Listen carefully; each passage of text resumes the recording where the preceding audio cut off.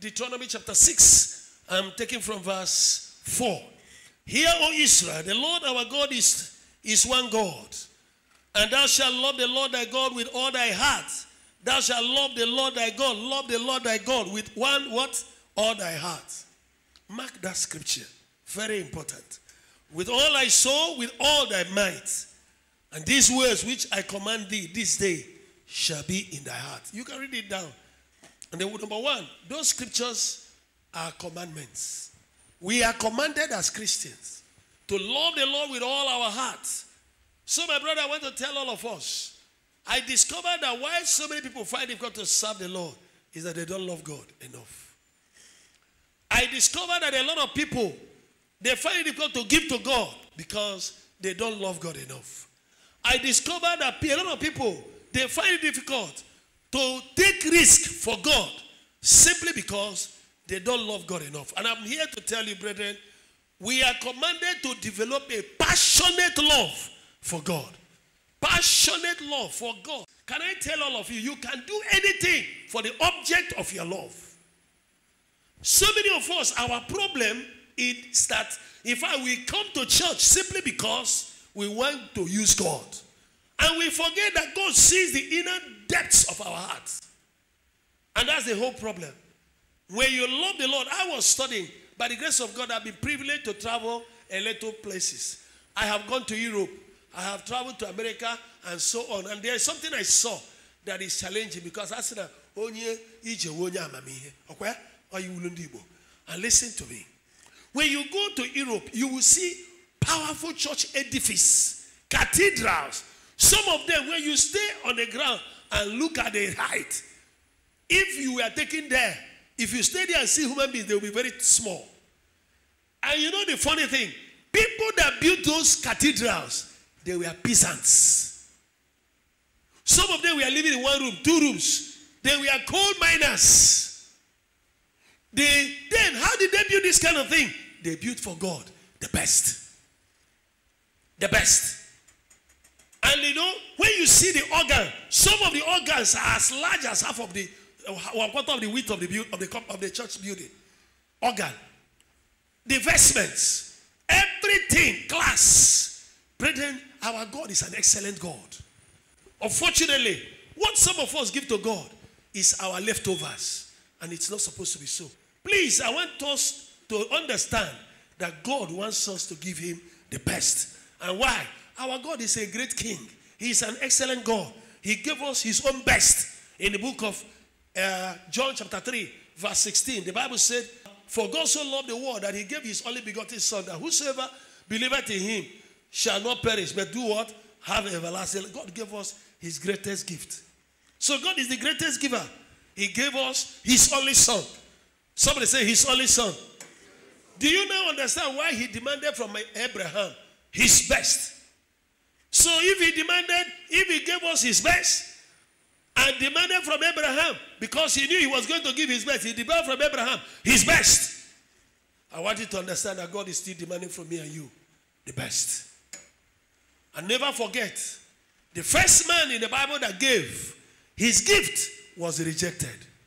A lot of us, what we give to God are rejects. And they never touch God. And gave, in fact, they rather provoke God to jealousy. Because when you read the book of Malachi, you will see where God was talking. Malachi chapter 1 from verse 6 to 9.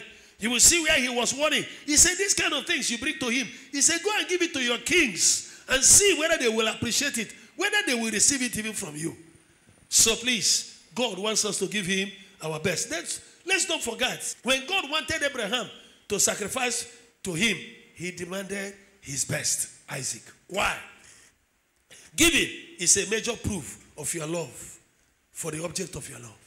If you say you love a man, you give. You love a woman, you give. And can I also tell you, if you love God, show it. If you love God, show it.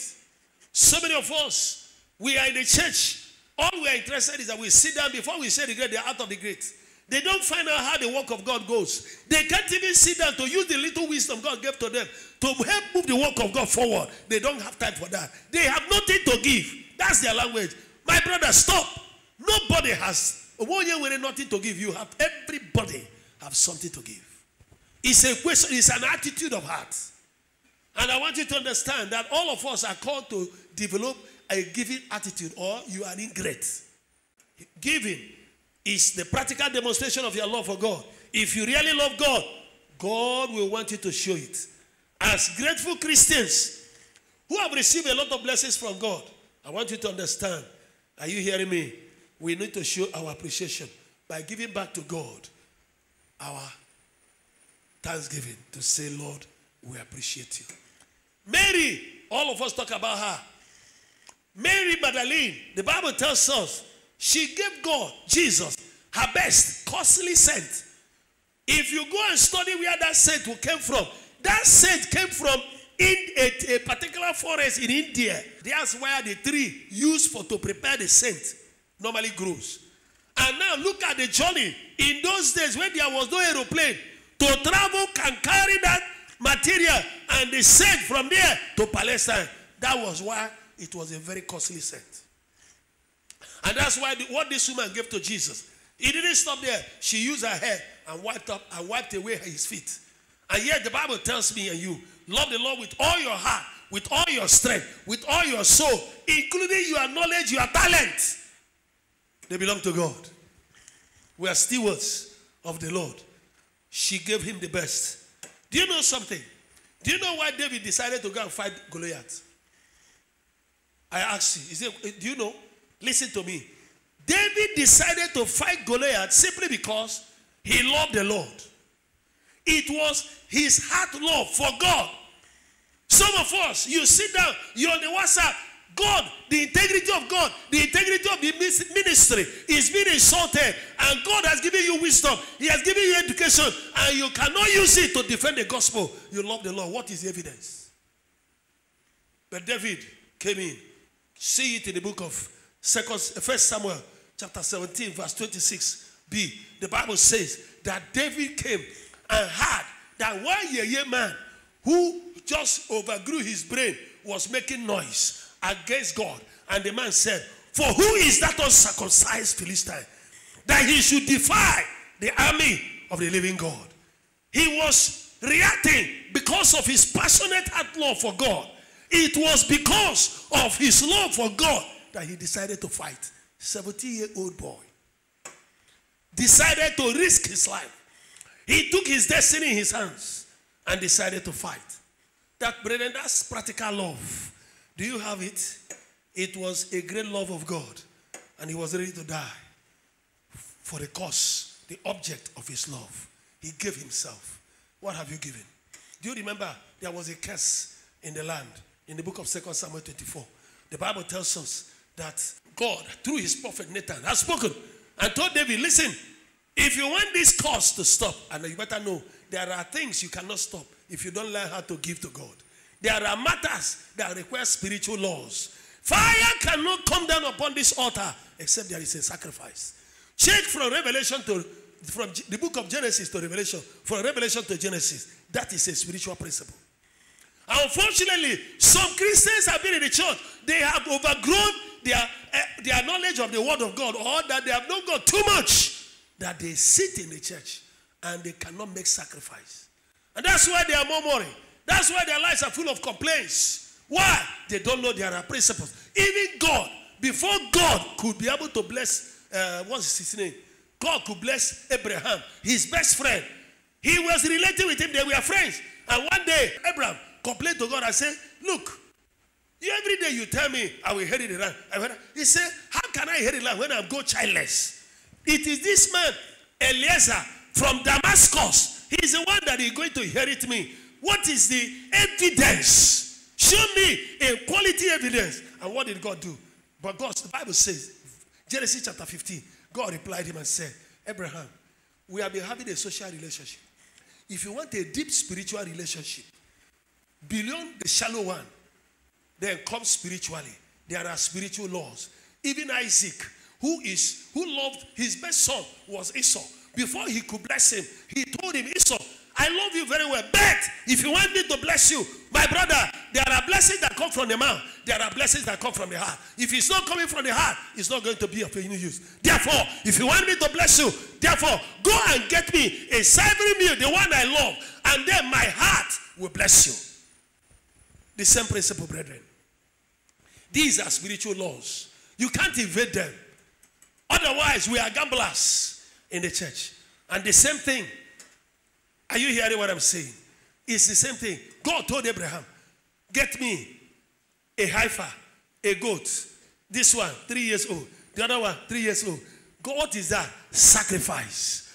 And immediately Abraham finished the sacrifice. And that sacrifice was acceptable to God. God came down and took it. And as he was taking, he spoke and said, Abraham, Abraham, listen, my hands are not too short that they cannot bless. Is there anything too hard for me to do? Listen, if things are too hard for God to do for you, simply because you are not listening or you are not following spiritual laws, there is nothing this God cannot do. And he appeared and said to Abraham, forget that your wife has expired. She has entered menopause. You have entered papapause. But I am telling you, Abraham, this he know of a surety that your wife, your children. God was not talking about their having a child. He is not talking about your children. They will be strangers in a foreign land.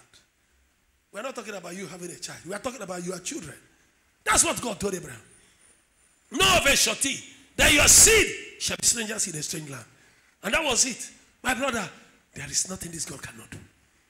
The only thing is that a lot of us are greedy. So many of us are selfish. So many of us, the only thing existing in the world of our life, our selfish interests. We are looking for a way to use God. We are not thinking about God. We are not thinking about his program. And we don't know that God sees us. He knows the beginning. He knows the end. Am I talking to somebody? In the same way, God said to David, go and make a sacrifice at Aruna.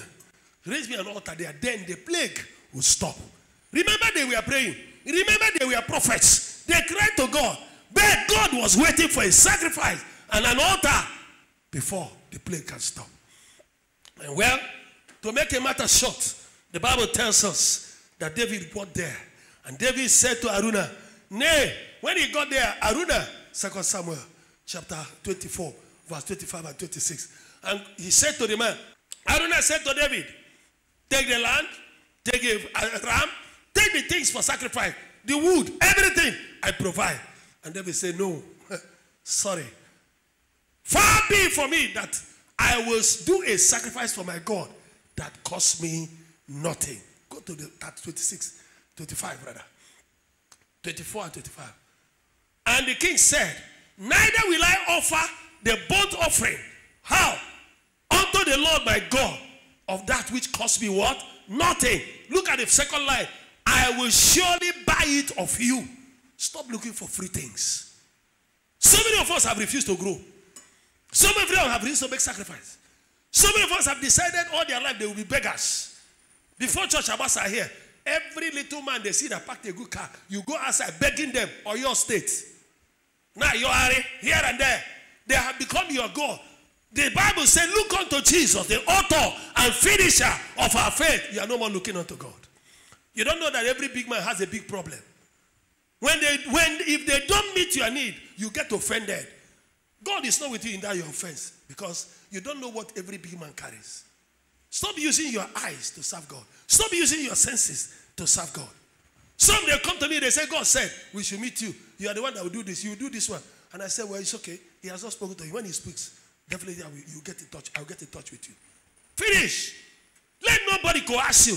Let nobody muzzle you like that in that kind of case. Funny people, we need to learn to be led by the Holy Spirit. And people giving to God are not giving because they are rich. Some of them, they are making sacrifice to God. Is somebody hearing me here? Everybody has something to give. Are you hearing me? David was committed to giving to God. Are you hearing me? He committed himself to giving God. And listen to me. Please, let no man offer to God his leftover. In the book of Psalm, chapter 50, is it 50 or 51? Verse 5. The Bible says, gather to me men who have made covenant with me, the saints who have a covenant with me. How? By sacrifice. Listen, there are people and there are people before God. There are people who have made a covenant with God by sacrifice. All the fingers are not equal. You can improve your rating in the hand of God. Some of us are very unappreciative. We can't remember any good thing God has done for us.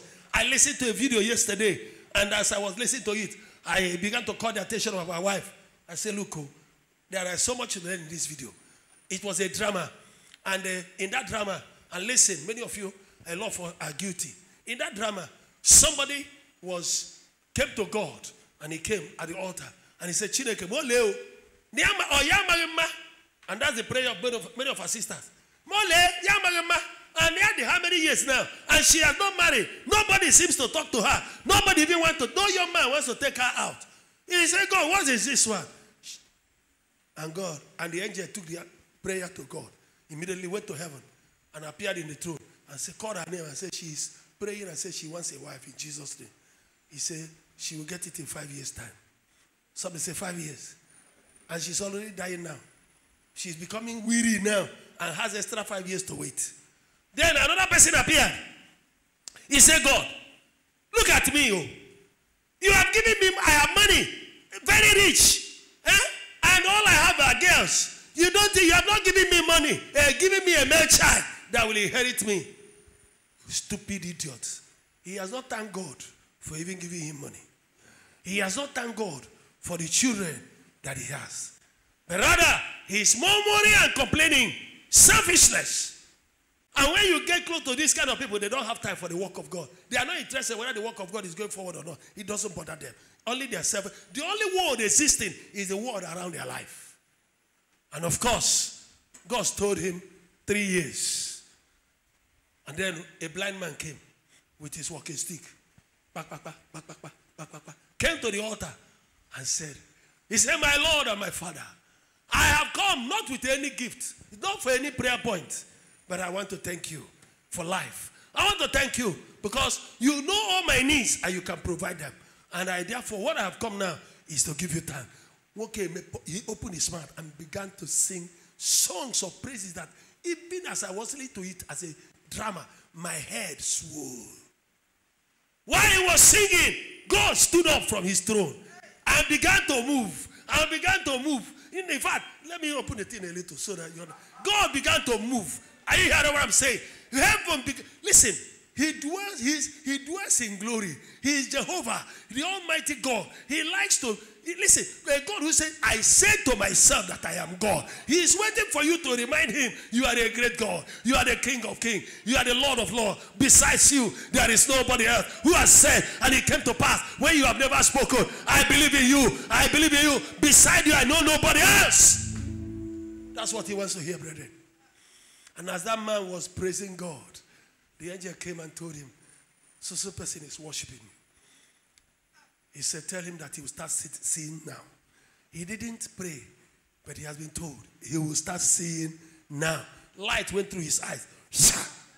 His eyes opened. I said, I can see. I can see. So much lessons. Our ingratitude is too much. The Bible said that those who reward evil for good, evil will not leave them. Let's learn that the Bible says in the book of 1 Thessalonians chapter 5, verse 15, the word of God says, hear me, in everything, give thanks. In everything, give thanks. Make thanksgiving a way of life. When you wake up in the morning, give him thanks. When you touch the ground and walk around and your legs are still okay, give him thanks. Some people woke up in the morning and discover that they can no more walk. Some woke up in the morning and discovered they can no more see. Some went to sleep in the night and they died. How many times have I in my own dream seen people with knife and they wanted to cut off my head in the knife? One day, he did it 2 times. I thought it was a joke. I dodged it first. I dodged it second time. I landed on him and discovered. I woke, with his speed, I woke up. In which case, it was God who kept me alive. If he didn't intervene, and that man cut off my head in the dream, nobody will know what happened in the day. Brother, let's be more careful with God. In everything, stop gambling. And like I said, let's give him the best. There is so much. Listen, First Chronicles, please take me to First Chronicles chapter 29. Look at verse 5, verse 2 to 5. David was a man who loved the Lord. He had a passionate love for God. And listen to me. This man, he said, I have prepared with all my heart, all my might, for the house of my God.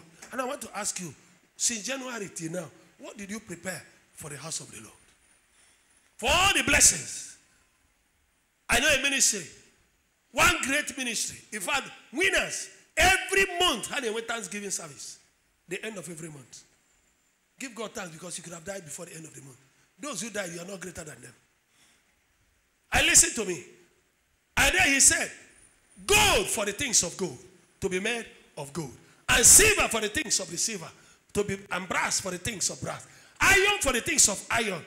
Moreover, because I have set my affection, I have set my love to the house of my God. I have of my own proper good, not the Israel, his own proper good of gold and silver, which I have given to the house of my God, over and above all that I have prepared for the house of God. When you have time, you can read the remaining. Listen, did you get what I asked you to get there? Hey, did you get it? Let me have it. I was invited to preach in my church. Listen, look at some of the expenditure. 3,000 talents. Open there. Even 3,000 talents of gold, of the gold of Offer. That one alone, when it was converted, it is 18 million pounds. Not dollar, not naira. Convert it. That's what David kept. Then, the one of silver, 2,800,000 pounds. Convert it. And then, and because of time, let's leave the remaining. Now you see what one man preserved for the house of his God. And then I want to ask you, I love the Lord, I love the Lord. What is the evidence? Let's be honest. What's the evidence that you love God? Some of you were intercessors. Before you did it 2 months, you abandoned it and ran away. Backslided, and you forgot. The Bible says, let every man remain wherein he is called. That scripture is no more important to you. You don't know you have already faulted. Satan can be using that scripture to accuse you. People, I have a lot of people here. They were trained as intercessors. Investments were made under God into them. Today, they don't have time. And there are some who are murmuring and complaining against God. Smart guys, my brethren, if you Lord, the work of God is suffering. And you yourself need to feel the pain that you genuinely love him. And like I want to say, David loved the Lord. And can I say, he showed it by his action. And it affected his son Solomon. If you go to the book of 1 King chapter 3, verse 3 and 4, I want to close with that. There are so many other things I can say. In the case of Solomon, you see, the Bible says Solomon loved the Lord. Solomon loved the Lord. Walking in the statutes of David, his father. Only he sacrificed and burnt incense in the high places. Look up. Everyone says Solomon loved the Lord. Say it again. Listen to me.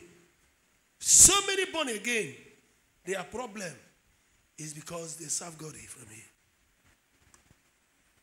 Solomon loved the Lord, but he was practicing idolatry. There are people in some of our churches, they are all cults. There are people in our churches, many of them are not born again. They are into all kinds of societies. And you are aware, the sacrifices they make in the house of God, many of us born again, if you put all of them together, what we do in the house is not worth it, what one of them do. And you think God will not show them mercy. God honors those who honor him. The earlier you understand it, the better. That's why if you go to the north, and even in Abuja, see a lot of people, Muslims. Somebody say Muslims. Say Muslims. You will see Muslims who sponsor church program, finance church program. I know a former head of state in this country. A soldier told us he bought them all the musical instruments in their church. Listen to me, my brother. This kingdom, without wisdom, be teachable. Otherwise, you'll be blown off. Because they know how to get the grace and mercy. Solomon loved the Lord. He built high places. But listen, and the king went to Gibeah to sacrifice there, for that was the great high place. How many? 1,000 burnt offering did Solomon offer unto the Lord. Go to the next verse. In Gibeon, what happened after the sacrifice? The Lord appeared to Solomon. I told you, anytime there is sacrifice on the altar, fire must fall. It's a spiritual law. Solomon went to the altar of God and sacrificed the kind of sacrifice nobody has ever done for God before. Huh? I could imagine God saying, hey, hey, hey, 60, hey, 100, hey, 200, 500, hey, hey, 1,000 burnt offering. Listen to me. The level of what you give to God is a picture of the level of faith you have in God. You can never give God beyond your faith. Are you hearing what I'm saying? What people give to God is a measure of the level of faith and confidence they have in God. And God knows that. That man demonstrated high faith. And the Bible says that faith is a spiritual force. Without faith, it is impossible. This man had faith. Abraham believed God. God counted that faith as righteousness. Are you hearing what I'm saying? I know a church. I know, in fact, 2, 3, 4 churches. An unbeliever, and I think also a society man, built the whole church from foundation. Put all the chairs, even bought Bibles and hymnary, and kept in the church for those who come to church without Bible. One man, and he's still alive. Oh. One of them, doctors have told him he will die. And when they told him he will die, he called the pastor. And Ugochukwu said, come. The doctor said in India, after I've gone all over the world, they said he has less than 31 days to live. He said, go and tell God. He doesn't come to church. Tell God, I don't want to die. I am giving 100 million. That time, as a down payment, that if he will heal me, I will come back and build him a cathedral. And God kept him alive. No fasting and prayer. Some of you, while we have prayed and fasted and jump up, turn in the air, land on the ground, still nothing is happening in your life. It's because even heaven is full of anger with you. Because some of us are serving God with 419 attitude. And that man got healed till today. One of the richest men in the world, one of the Rockefellers. I don't know how many of you read the article. It was on the WhatsApp some few days ago. They said he was one controlling almost 80% of the oil well in America at a point. Had the economy in his hand. At the age of 58 years, the doctors told him he had a terminal. You read it? Thank you. He said he had a terminal cancer and that he would die. The man, one morning, he woke up, called his attorney, called all of them. You read it also? He said he doesn't want to die. And, he told them that all his assets, the billions and the millions, he have decided to will it to the church, to charity, for missionary work. And they began to turn the assets of this man to missionary work. To the man that was given less than 31 days to live at 58 years, he died at the age of 98 years. Is God faithful?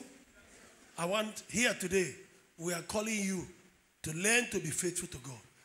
Every little thing God gives you is not for your selfish lust. Sometimes it may be one of the poor around you. He wants you to be a blessing to. Sometimes it may be for his work. You should discover it. Don't wait. You should be able, because you are committed. Don't look at the ridicule. I entered the church, our church one day. They are building another church the other side, my church. And I've not been around. And I've seen the big one they are building. Apparently, that big one distracted them from the old one where we are still worshiping. So I sat down in the church. Clearly, the Lord spoke to me. The way he talks to me, I heard it clearly. Paint this church. Hey, I looked at the top of the church. Even Anglican churches are not small. The roofs are far so that there will be ventilation. I looked at the height, looked down. I said, this is hundreds of thousands. I don't have it. How can God be telling me this. I took my mind to my last alert and calculated what was in my alert. You see how God, it's a lot of money. Am I sure it's God even talking? So I continued the service. I discovered it's like God became quiet. No more. I had some serious noise in my spirit. I got up. Before I got up, I prayed to him. I said, Lord, I will do it, but I don't have the money. If you put money, I will do it. I said, I am willing as the channel. I got up, walked to the church warden, and I asked him, how much do you think it will take to paint this church? He said, well, about 500,000 naira. I said, 500,000? He said, yes, because he's an architect. I said, thank you. I came back. I said, God, I don't have 500,000. It's far from the money. But there is nothing you cannot do. Give me 500,000. This church will be painted. That was on Sunday. Before Wednesday, somebody paid in 500,000 naira exactly into my account from Abuja. So you are even stingy with clapping for Jesus. Can you imagine how stingy they are? May God forgive you your stinginess. Clap better than that. Am I talking to somebody here? Are we still together? I carried the money straight. Got our brother who paid. I said, brother, I paid him cash. And I ran away. My brother, it is good to honor God. I can go on and on. I want to stop. And let me tell you, he demands from us the best. If you read the book of Exodus chapter 25, start from verse 1. The Israelites, they came out because some of us always murmuring, I have nothing to give. You have something. If you don't have, become an intercessor. Begin to pray 5 hours every night. Sow a seed of your time to the work of God. That's how I started. That's how I became an intercessor. He told them they were coming from Egypt after being slaves for 340 years, 30 years. When they were coming out, God spoke to them and said to Moses, collect from them money. Go to build for me a tabernacle. What are you to collect? Gold, silver. Go and read it. There was no wood there. They were expensive materials for building for God. When we want to build for God, brethren, it should be the best. Are we still together? Let me tell you, there are prayer protocols. The Bible says we should give thanks always. You go to Psalm 104, Psalm 100, verse 4. Or say, we will enter his gates with thanksgiving in our heart. We will enter his courts with praise. If you look at that scripture, Philippians 4:6, if you want audience from God, number one, you enter the court with praise and with thanksgiving in your heart. And when you enter, if you want to receive audience from God, you come with thanksgiving. These are things we call prayer protocol. Many of you, when you come in, say, then I bind you. No praise, no thanksgiving. Change your protocols. That's why, be careful for nothing. In everything, by prayer and supplication, with thanksgiving, let your request be made unto God. You get audience to God by thanksgiving. Am I communicating? And can I even tell you more? Hebrew chapter 10, verse 26.